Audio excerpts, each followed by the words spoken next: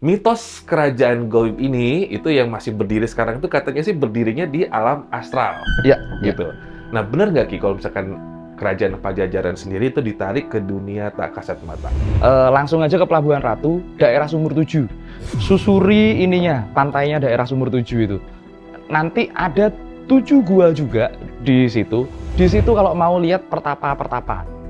Seperti itu. Pertapa-pertapa. Gaib. Kerajaan Pajajaran ini memang hilang secara gaib, bukan Iya. runtuh.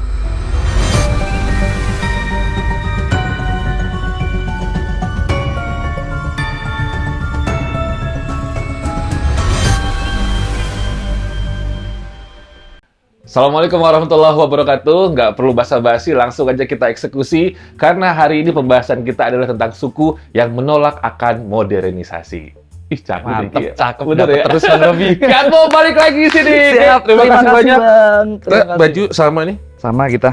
By the way, ini sebenarnya baju basic kan. Terus kita sablon sendiri Ki, gitu kan. Iya. Tapi kalau mau betul. nyari kaos-kaos basic, ini ada di sini nih. Bang Robi kasih ya. Itu udah ada, apa namanya, YouTube Shop ya. By the way, teman-teman, Bang Robi mau nanya sama kalian semua. Ini nanti coba kita survei dulu ya. Pernah nggak sih teman-teman di kota kalian ngelihat ada anak muda sekitar 3-5 orang berikut dengan bapak-bapak misalkan mereka itu berjalan kaki keliling kota di trotoar tanpa sendal dan jualan madu.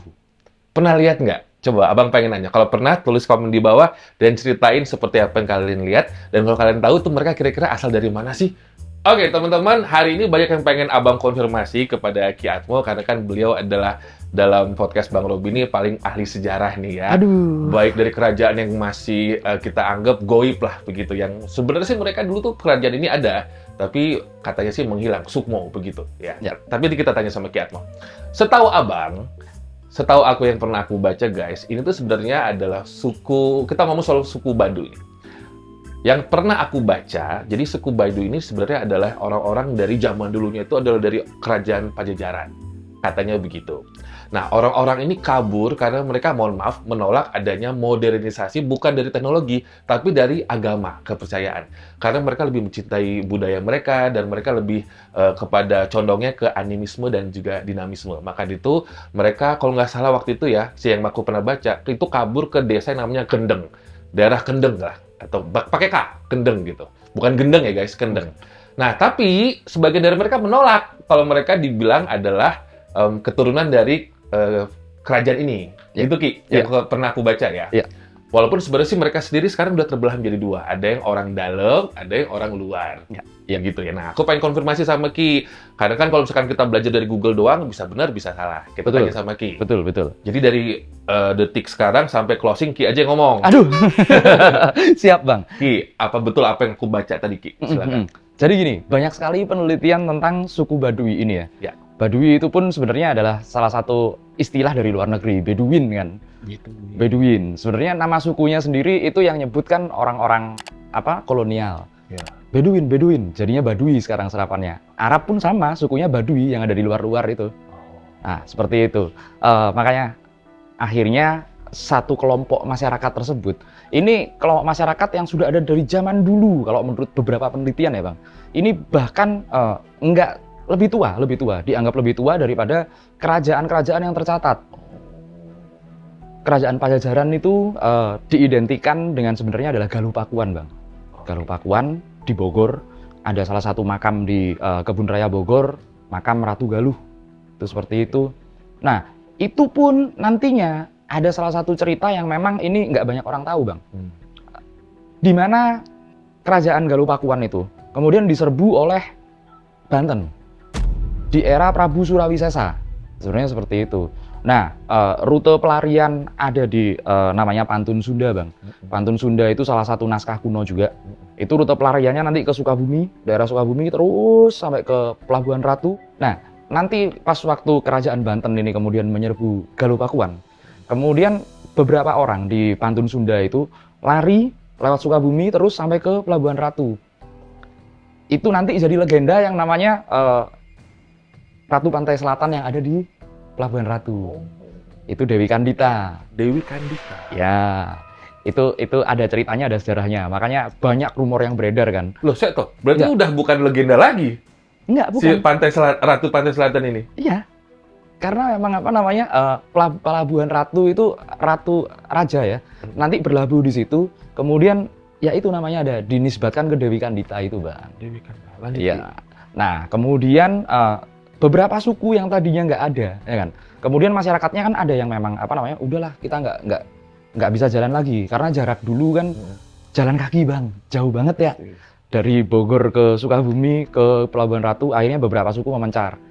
Beberapa bergabung ke daerah Baduy tersebut, yang dimana sebenarnya masyarakat itu sudah ada tatanannya, berbeda dari tatanan kerajaan. I see. Berarti orang Baduy ini sebenarnya sudah ada sebelum dari yang abad 14-15 migrasinya orang-orang kerajaan Pajajaran ini. Betul sekali, Bang. Itulah kenapa kalau di Google sebagian besar dari mereka menolak disebut berasal dari Pajajaran karena mereka sudah ada di situ. Sudah ada, Bang. Ngerti aku. Lanjutin, Itu ya, Ki. Bang. Enak ya.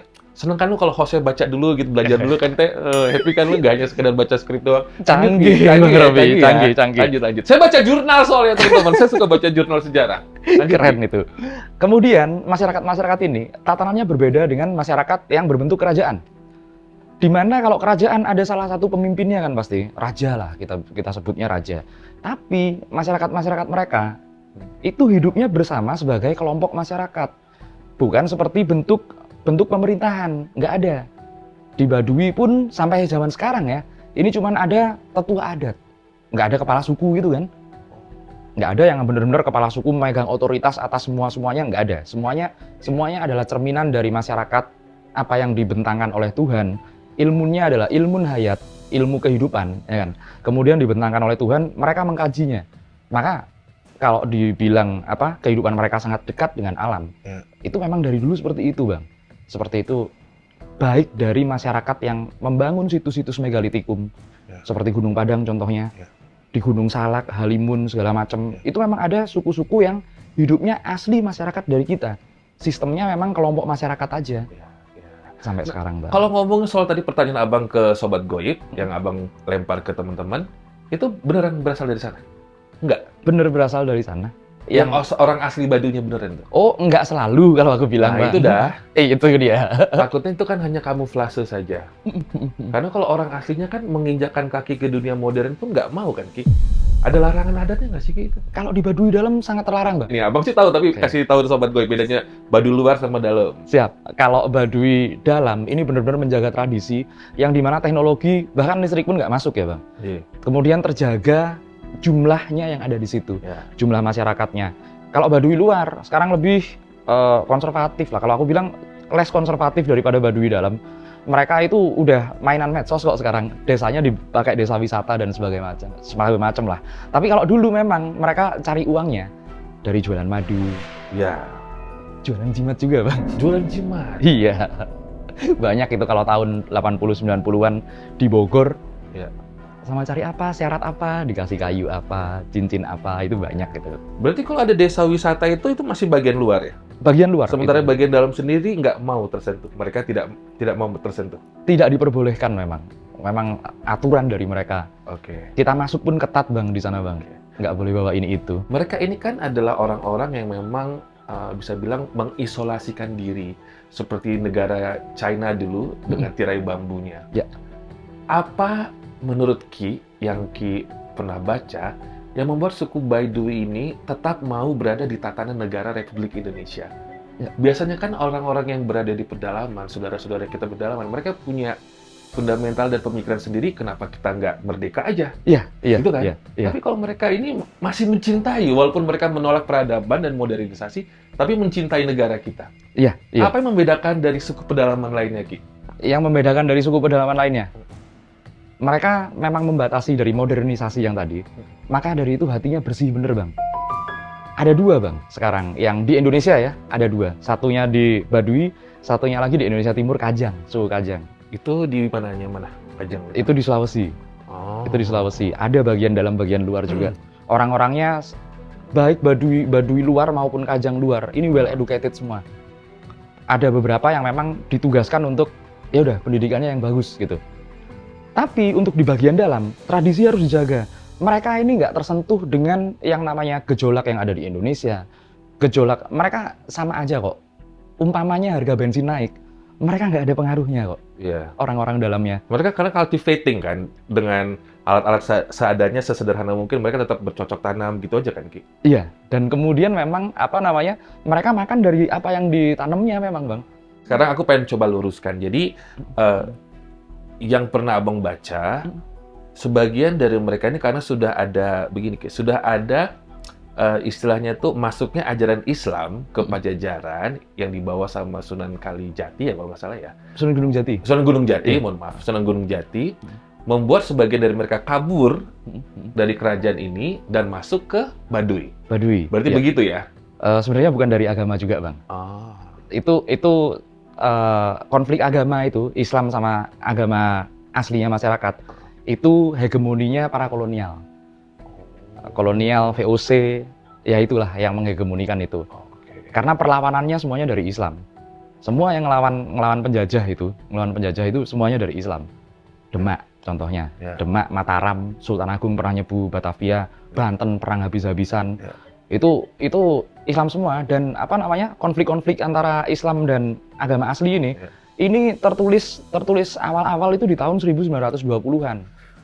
Yang di Serat Darmo Gandul Gatoloco itu juga nggak jelas siapa penulisnya, teridentifikasi beberapa kali, itu pesanan dari pemerintah kolonial. Sekarang Abang pengen nanya soal runtuhnya Pajajaran oleh Kesultanan Banten. Ki, mungkin ada yang mau ceritakan ke Sobat Goib? Ya, itu. Kadang-kadang kan orang-orang taunya sekarang cuma perang bubat. Kita nanti kawan-kawan boleh bahas itu, perang bubat. Tapi dulunya Banten ini pernah menyerang kerajaan Galuh-Pakuan memang. Ini sama-sama Sunda ya. Banten juga Sunda, Galuh-Pakuan juga Sunda. Ya. Ini nggak ada urusannya, nggak ada permasalahan antara itu agama ataupun itu apa. Sah semuanya kalau dari zaman dulu namanya kerajaan itu memperluas wilayahnya, pasti kan seperti itu, Bang. Nah, akhirnya saat kerajaan Banten ini memperluas kekuasaannya sampai nanti ke daerah-daerah Karawang dan lain sebagainya, mereka mau menyatukan kembali Tarumanegara lah, aliran sungainya. Kemudian satu kerajaan yang cukup besar di Galuh-Pakuan ini, kita bisa lihat jejak-jejak sejarahnya sebenarnya di Kebun Raya Bogor. Oh? Ya, betul, di situ. Itu di daerah Kebun Raya Bogor, kemudian Batu Tulis dan lain sebagainya, itu masih ada jejak-jejak peninggalannya memang. Kerajaannya namanya Galuh-Pakuan. Makanya kalau ke Kebun Raya Bogor jangan foto-foto doang, belajar sejarah lu. Nyari-nyari kaktus gede-gede. Gue dulu, mana kaktus yang viral, foto-foto di situ. Ada sejarah, bisa belajar sejarah di situ. Iya, emangnya pohon-pohon itu usianya berapa tahun? Ratusan Ratusan tahun. pasti. Masuk akal nggak kalau itu Belanda yang nanam? Iya juga sih. Bukan dong, pastinya. Make sense. Nah, itu memang memang di Tenggarai ada kerajaan di situ dulunya. Kemudian setelah diserbu sama Prabu Surawisesa, Banten, ya kan? Yang tadi kita cerita di depan, pokoknya ini ada epic banget. Perang satu persatu yang nanti jadi salah satu tebing di Pelabuhan Ratu itu ada yang kalah masuk ke laut, jadi Ki siapa gitu. Nah, aku pengen tahu, ini orang-orang yang sering nonton mistis-mistis seperti ini tahu nggak sejarah asli sama sejarah film? Karena ini nanti ada di filmnya, Bang. Di film ini dialihkan namanya nanti. Nah, kemudian saat bumi terbelah, saat bumi merekah, karena mereka perang juga ada beberapa kejadian alam. Saat bumi terbelah, mereka terkejut, ada salah satu jejaknya di Sukabumi. Mungkin teman-teman tahu, kasih tahu kita. Ayo, coba di mana? Di Sukabumi itu ada jejaknya juga. Coba tulis komen. Yang tahu kira-kira nanti dapat iPhone 17 Pro Max 2 TB dari Ki harga 43 juta. Oh, siap. Amsiong kita. Tapi sebelum Ki lanjut cerita ya, Abang penasaran deh. Kalau nggak salah, correct me if I'm wrong, kalau waktu aku main ke Kebun Raya Bogor, itu kayak ada beberapa makam ya? Betul Ya? Betul. Ada yang ditetuakan nggak sih di situ, Ki? Atau dikeramatkan? Boleh cerita? Ya, satu makam keramatnya Ratu Galuh Mangkubumi. Kemudian yang Di situ? Iya, di situ. Ratu Galuh Mangkubumi ada makamnya. Namanya Pak Rohman. Juru kuncinya Pak Rohman namanya sekarang. Sama anaknya sih sekarang udah udah diserahkan lah, ibaratnya regenerasi lah. Kemudian di atasnya makam itu persis ada makamnya Mbah Japra. Mbah Jepra itu salah satu panglimanya lah ibaratnya. Nah, di sini ini ada komunitas Siliwangi yang sering ziarah ke situ di hari-hari tertentu. Memang. Boleh, Ki. Boleh sekali. Boleh sekali. Kalau dulu masih bisa parkir di depannya, sekarang ya karena itu istana negara ya kan. Jadi ada prosedur-prosedurnya. Di makam itu, di makamnya Mbah Jepra itu orang paling sering nemu batu, Bang. Batu cincin, Bang. Ki udah nemu apa? Oh, banyak aku di situ. Ki sering bolak-balik ke situ. Sering. Itu magical aja datang batunya. Iya. Memang kita tabur bunga di atasnya. Kemudian ya udah, nanti ada petunjuk apa gitu, kita lihat lagi ada batunya. Kalau orang biasa kayak abang bukan keturunan siapapun bisa dapat sesuatu. Kita coba ayo. Ayo serius beneran. Kita coba ayo. Jadi kan kalau beberapa episode dari abang Ki itu sempat menyampaikan bahwa kerajaan-kerajaan itu lenyap secara goib, hilang gitu Ki.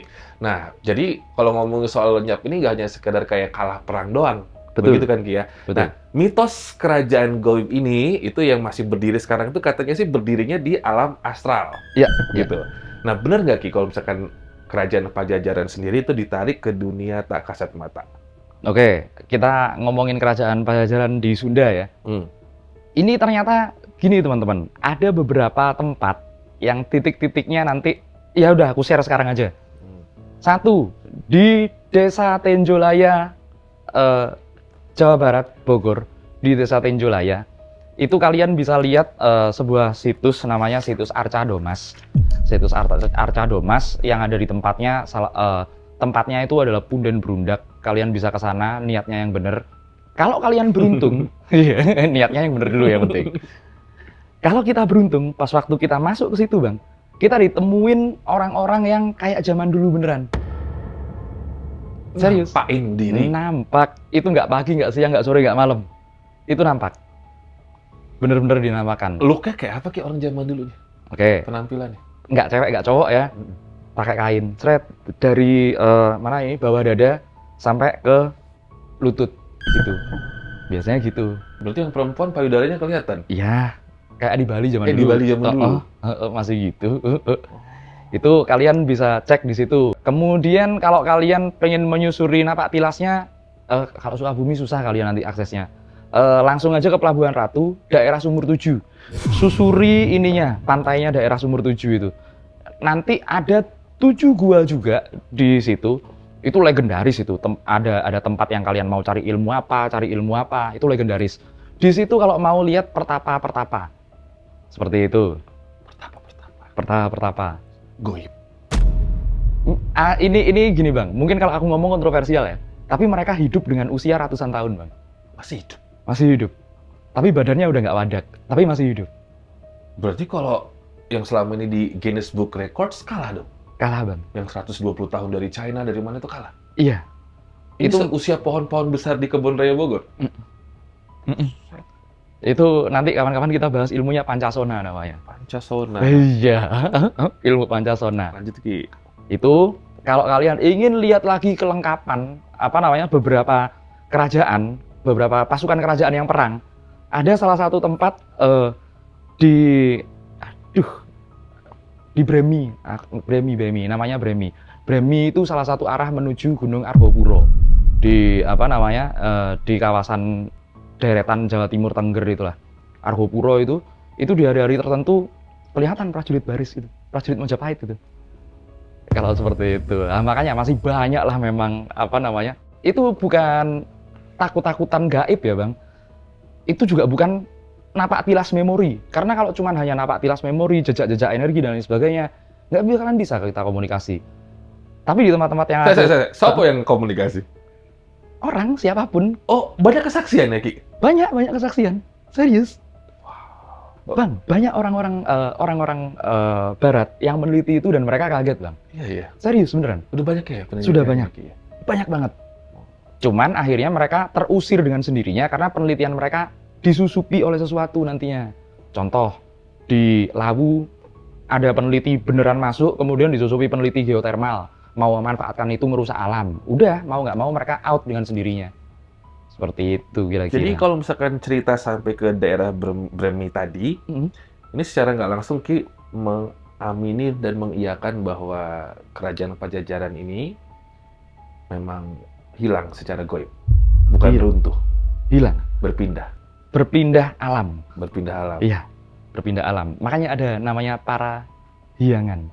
Parahyangan. Ada yang namanya Pajajaran, para raja, Parahyang. Nah, itu ada namanya seperti itu. Ki, aku mau tanya tentang tadi tuh agak terlintas di pikiran aku bahwa oh ya, ini mungkin nggak tahu ya kalau Ki sampaikan takutnya viral atau mungkin juga takutnya jadi sesuatu yang cukup membahayakan. Universitas Pajajaran. Iya. Dinamakan Universitas Pajajaran, tentu aja selain memang karena kerajaan yang daerah sana juga, pasti ada alasan tertentu diberikan nama itu. Dan nggak semudah itu dong, memberikan sebuah nama universitas, entah itu Gajah Mada atau Pajajaran gitu kan ya. Di lingkungan kampusnya, di Unpad, ada jejak sejarahnya nggak? Ada banget. Boleh nggak diomongin? Ada apa, Ki? Jadi gini, bukan cuman di situ ya, banyak nanti kita bisa bahas itu. Kalau dulu tempat itu adalah salah satu tempat pendidikan, sekarang pun jadi tempat pendidikan. Pasti seperti itu. Dulunya di situ adalah beberapa tempat-tempat yang namanya mandala, Bang. Mandala itu adalah kadewa guruan. Kadewa guruan itu tempat resi untuk mengajarkan para muridnya berbagai macam kebijaksanaan. Kalau boleh aku sebutkan, satu kampus di Bandung terkenal juga, selain yang di Bogor ini, itu yang terkenal juga, di Bandung terkenal juga, di Surabaya itu juga, itu malah dulu sempat Maulana Malik Maghribi sama Sunan Ampel di daerah situ. Ada juga di Malang. Pokoknya nama kampusnya kalau di Malang itu, selain yang terbesar, itu juga nama kerajaan di Malang. Itu seperti itu. Memang ada, Bang. Mau nggak mau, satu tempat yang dulunya jadi tempat pendidikan, sekarang juga akan jadi Cakra Mandala Kadewa Guruan. Seperti itu. Betul. Berarti setiap kampus yang ada nama kerajaannya, dulunya pun jadi Mandala tadi. Betul. Tempat Kadewa Guruan. Betul. Dan kalau zaman dulu, Bang, di awal-awal kemerdekaan Indonesia, masih ada orang yang tahu ilmu tanah, bukan geologi ya, ilmu tanah berbeda. Mana tanah yang cocok dipakai untuk ngebangun candi, ngebangun perguruan, atau membangun istana. Tak kasih tahu sedikit aja buat teman-teman. Ya, ini mungkin kalian bisa terapkan di rumah kalian kalau dibangun. Gali aja 1 meter dulu. Gali 1 meter dulu, penuhin sama air. Kita cek berapa lama air itu nyusut. Seperti itu pertama. Nah, nanti kalau tanahnya keras atau tanahnya nyerap air cepat, itu berarti cepat ambles. Jangan dikasih bangunan-bangunan yang gede. Nggak boleh kita pakai bangunan-bangunan yang semacam istana, itu nggak bisa. Itu ilmu kuno, bener-bener ilmu tanah kita yang kuno asli. Oke, sekarang jadi kalau misalkan kita bicara soal Baduy adalah sebagai penjaga kelestarian warisan Pajajaran, bisa dibilang iya. Iya. Karena ajaran-ajaran mereka ini ajaran-ajaran bumi memang. Yang tadi aku bilang ilmu hayat ini beda banget. Kalau beberapa di Pajajaran di Galupakuan itu juga Bang. Kalau kita lihat prasastinya seperti prasasti batu tulis, ini adalah raja ini hidup di tahun sekian, kerajaan bernama ini. Itu udah titisan Wisnu. Titisan Wisnu itu tentunya ada bau-bau dari India lah, bau-bau dari India dan lain sebagainya. Lah, sedangkan suku-suku yang asli seperti itu yang ada di sudut-sudut tertentu yang jauh dari kerajaan, itu malah benar-benar alami, Bang, benar-benar realnya masyarakat kita seperti itu. Oke. Berarti kalau misalkan ngomong soal hubungan masyarakat Baduy dengan kerajaan atau leluhur Pajajaran sangat kuat sekali ya, Ki? Sangat kuat sekali. Sangat kuat sekali ya. Bahkan kalau zaman dulu ya, suku-suku seperti Baduy ini memang dipercaya sebagai penggemblengan juga. Oh. Kalau mau belajar alam seperti ini, bahkan aku itu pernah, Bang. Ini lucu banget. Mau nyabut singkong, Bang. Di sana? Iya. Mau sekedar nyabut singkong buat kita makan, ya kan? Waduh, nungguin si ini, nungguin si itu, nungguin banyak orang. Udah ngumpul, tinggal singkong dicabut ini. Doanya lama banget. Iya. Singkong tok? Singkong, satu pohon singkong. Ini di dalam apa di luar? Ini luar ini. Oh, di luar padahal? Iya, ini luar ini. Doanya panjang banget. Udah, jret, selesai. Berdoa lagi, terima kasih, gini-gini. Bahasa kawi lah, bahasa kawi-kawi Sunda gitu lah. Kemudian ini lagi, dipotek-potek, tanam lagi. Seperti itu. Jadi cara mereka untuk, gimana ya? Cara mereka untuk mengolah alam ini benar-benar sesuai, kalau menurutku ya, ini sesuai dengan perintahnya agama Islam. Khalifatullah fil ard. Khalifah itu kan bukan pemimpin, tapi pengelola. Pengelola. Iya, cara mengelola alam dengan benar itu ya kita perlu belajar sama suku-suku yang benar-benar tahu ilmu itu. Memang seperti itu. Bang. Mungkin mereka lebih ahli dari insinyur pertanahan atau gimana ya, Ki? Itu katanya Mbak Marijan. Marijan ya. Iya. Ki tadi sempat entah itu kelepasan atau apa teman-teman. Katanya sih banyak yang jual jimat kan. Iya, iya, iya. Berarti kan memang ada orang yang disegani lah. Ilmunya kuat banget. Ini kita ngomong Baduy luar aja, Ki ya? Ya, oke. Karena kan kalau Baduy dalam kita nggak ada dari kita yang bisa mengetahui the realnya seperti apa. Betul, betul. Betul ya? Betul, Dari kehidupannya. pengalaman Ki kan, Ki pernah di Baduy luar. Ke dalam juga pernah, tapi nggak bakalan kita sampai bisa paham. Ya kan, Ki? Karena kita, kalau Ki ceritain suku Baduy dalam, teman-teman mau kontroversi dengan pernyataan Ki, aku akan terima kalian, teman-teman. Iya. Karena nggak semua orang mengetahui di dalam seperti apa. Nah, sekarang kita ngomongin Baduy luar aja. Berarti kalau misalkan banyak orang beli jimat, artinya banyak praktek paranormal di sana. Ya, bedanya gini Bang. Ceritain. Bedanya gini, orang-orang yang dengan suku-suku tertentu yang dekat sekali dengan alam, ini jimatnya beda sama kita. Kalau orang di daerah barat itu termasuk Arab kalau menurutku, itu mereka melihat langit, orang-orang dari daerah kita ini melihat bumi. Jimat-jimat yang diperjualbelikan sama mereka, ini sepele, tapi buat mereka yang tahu, ini apa ya, ini sangat kuat sekali. Kita pernah ngobrolin yang lidi dipatahin itu kan Bang? Ya. Nah, ada beberapa kayu Bang, yang bentuknya lucu, kadang melingkar gitu. Kayu apa, Ki? Oke, akar bahar pertama. Akar bahar. Nah, Oh, pernah lihat aku. ya, Lanjut, Ki. akar bahar seperti ini. Kemudian ini dipercaya untuk menolak bala, Bang. Menolak bala karena memang dia salah satu tanaman yang dipercaya energinya kuat. Ada lagi. Namanya akar mimang. Mimang. Double Mimang. M. Itu itu dia, akar mimang. Pohon mimang. Sebenarnya kalau orang memasang ini di depan rumah atau di depan kebun atau di mana-mana, orang nggak bakalan bisa keluar dari situ kalau berniat jelek. Pernah dengar cerita maling muter-muter itu? Iya, iya. Ya kayak gini nih. Nah, aku perlu nih. Ini contohnya. Kemudian, aduh, aku boleh sebut nggak apalah. Ini juga barangnya susah. Petet waru. Petet waru. Nggak ada gambarnya. Nggak ada. Karena susah barangnya. Susah Artinya pete barangnya. itu enak banget pete. Oke, ini apa, Ki? Ya, ini pohon waru, Bang. Pohon waru.